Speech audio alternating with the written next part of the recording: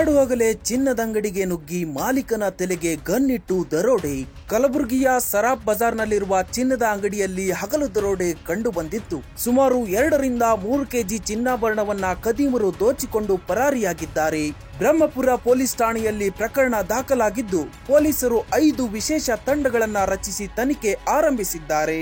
ಈ ಘಟನೆಯಿಂದಾಗಿ ನಗರದಲ್ಲಿ ಆತಂಕದ ವಾತಾವರಣ ಮನೆ ಮಾಡಿದೆ. ಜುಲೈ 11ನೇ ತಾರೀಕಿನಂದು ಕಲಬುರಗಿ ನಗರದ ಸರಾಫ್ ಬಜಾರ್ನಲ್ಲಿರುವ ಮಾಲಿಕ್ ಚಿನ್ನದ ಅಂಗಡಿಗೆ ಖದೀಮರು ನುಗ್ಗಿ ಲಕ್ಷಾಂತರ ಮೌಲ್ಯದ ಚಿನ್ನಾಭರಣವನ್ನ ಲೂಟಿ ಮಾಡಿದ್ದು, ಸಿನಿಮೀಯ ಶೈಲಿಯಲ್ಲಿ ಅಂಗಡಿಗೆ ನುಗ್ಗಿದ ಖದೀಮರು ತಲೆಗೆ ಕ್ಯಾಪ್, ಮುಖಕ್ಕೆ ಮಾಸ್ಕ್ ಧರಿಸಿಕೊಂಡು ಅಂಗಡಿ ಮಾಲೀಕನಿಗೆ ಗನ್ ತೋರಿಸಿ ಬೆದರಿಸಿ ದರೋಡೆ ಮಾಡಿದ್ದಾರೆ. ಮಧ್ಯಾಹ್ನ 12 ರಿಂದ 1 ಗಂಟೆಯ ನಡುವೆ ದರೋಡೆಯಾಗಿದ್ದು, ಖದೀಮರು ಚಿನ್ನದಂಗಡಿಗೆ ನುಗ್ಗಿರುವ ದೃಶ್ಯಗಳು ಸಿಸಿ ಕ್ಯಾಮೆರಾದಲ್ಲಿ ಸೆರೆಯಾಗಿವೆ. ಕಲಬುರಗಿ ನಗರದ ಬ್ರಹ್ಮಪುರ ಪೊಲೀಸ್ ಠಾಣಾ ವ್ಯಾಪ್ತಿಯಲ್ಲಿ ಘಟನೆ ನಡೆದಿದ್ದು, ಪ್ರಕರಣ ಕುರಿತು ಕಲಬುರಗಿಯ ಪೊಲೀಸ್ ಆಯುಕ್ತರಾಗಿರುವ ಡಾಕ್ಟರ್ ಶರಣಪ್ಪ ಅವರು ಆದಷ್ಟು ಬೇಗ ದರೋಡೆಕೋರರ ಬಂಧನ ಮಾಡುತ್ತೇವೆ ಎಂದು ಹಾಗೂ ಪ್ರಕರಣ ಕುರಿತು ಮಾಹಿತಿಯನ್ನ ತಿಳಿಸಿದ್ದಾರೆ.